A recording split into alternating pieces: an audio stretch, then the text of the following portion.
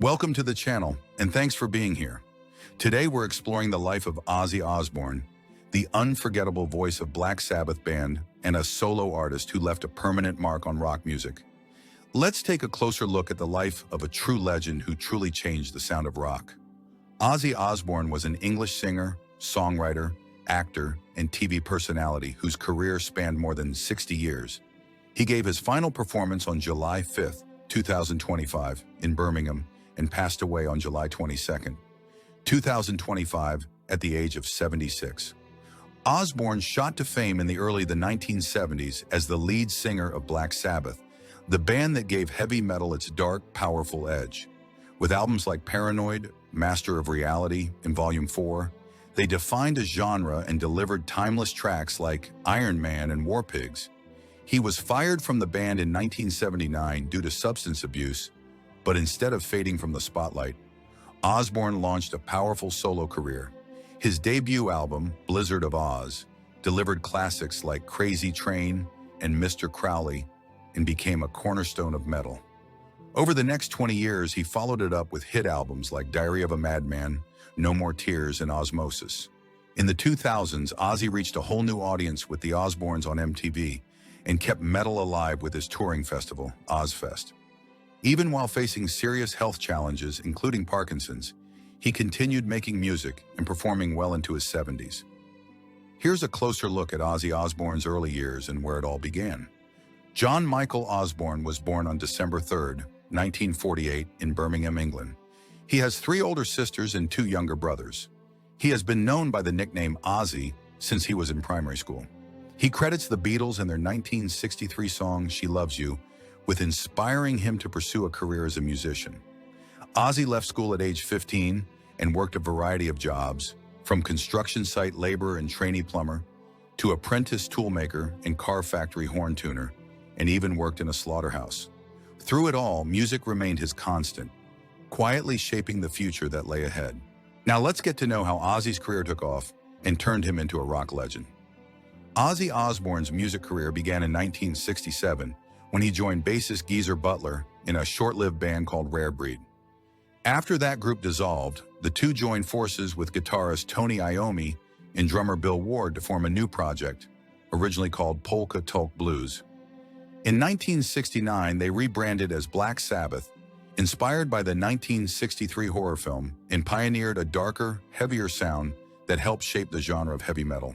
The band, Black Sabbath, released their first single, Evil Woman, in 1970, and their self-titled debut album, Black Sabbath, became a commercial success and set the stage for a historic run. A chain of influential albums, including the 1970 album, Paranoid, Master of Reality, released in 1971, and the 1972 album, Volume 4. Despite continued critical scorn, each album sold millions and expanded the band's devoted fan base. The 1973 album Sabbath Bloody Sabbath marked a turning point, earning praise from the mainstream press.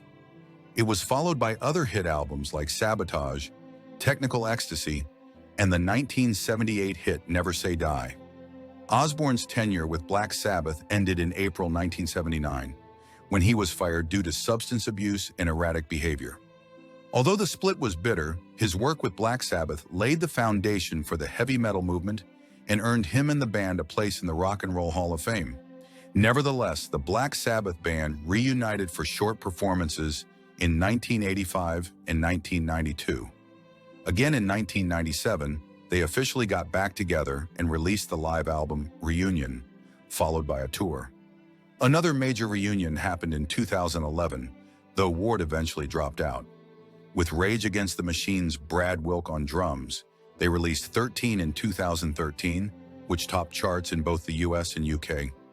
Their farewell tour, The End, wrapped in 2017 in their hometown of Birmingham. Ozzy and Iommi surprised fans with a performance at the 2022 Commonwealth Games, marking Ozzy's first live show in 3 years after battling health issues.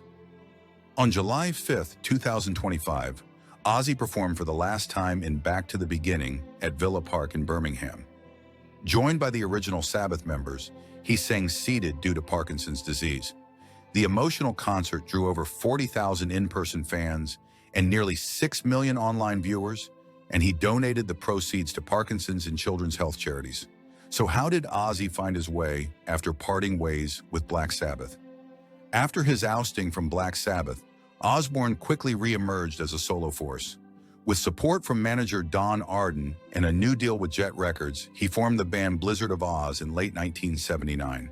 Their 1980 debut album, Blizzard of Ozz, featured guitarist Randy Rhoads and included iconic tracks like Crazy Train and Mr. Crowley. The album was a massive commercial success and marked his legendary solo career. He thereafter released Diary of a Madman and Speak of the Devil, a live album of Black Sabbath covers in 1981 and 1982, respectively. This led to other notable releases, such as the 1983 album, Bark at the Moon, The Ultimate Sin, that was released in 1986, the 1988 hit, No Rest for the Wicked, and the 1991 multi-platinum No More Tears, which featured the hit single, Mama I'm Coming Home. Osbourne revolutionized the heavy metal scene once again with the creation of Ozzfest, a traveling music festival that showcased both legendary and up-and-coming metal acts in 1996. The venture was co-managed by his wife Sharon Osbourne and son Jack. Ozzfest became a cultural institution, drawing over 5 million attendees and grossing more than $100 million over the years. The tour also made Osbourne the first heavy metal artist to surpass $50 million in merchandise sales and became Osbourne's biggest financial success. Osbourne continued recording into the 2000s with albums like the 2001 album, Down to Earth, the 2007 hit Black Rain, and Scream, which was released in 2010. Ozzy took a break from studio for close to 10 years, after which he returned with the 2020 hit Ordinary Man, featuring collaborations with Elton John, Post Malone, and Travis Scott. He followed up with the 2022 solo artist, Grammy-winning hit Patient Number 9. During the decade-long break, Osbourne became a pop culture star in the 2000s as his wife Sharon created a reality television series, The Osbournes, a show that offered an uncensored look into the endearing home life of Ozzy Osbourne and his family, which aired on MTV from 2002 to 2005, becoming one of MTV's greatest hits. In 2004, Ozzy and Sharon hosted Battle for Ozzfest, a reality competition giving unsigned bands a shot at performing on the tour. From 2016 to 2018, Ozzy Osbourne and his son Jack co-starred in the History Channel series Ozzy and Jack's World Detour, traveling the globe to explore historical landmarks and personal curiosities. Away from the stage and screen, Ozzy Osbourne carved out a unique space in pop culture and business. His 2009 memoir, I Am Ozzy, became a bestseller, earning praise for its sharp wit and unfiltered storytelling. He popped up in a range of commercials, from I Can't Believe It's Not Butter to World of Warcraft, showing off his signature charm. Gamers got to play as Ozzy in Guitar Hero World Tour, and in 2017, he partnered with Metal Casino as their official face. By 2019, he even had his own branded slots game through NetEnt's Rocks series.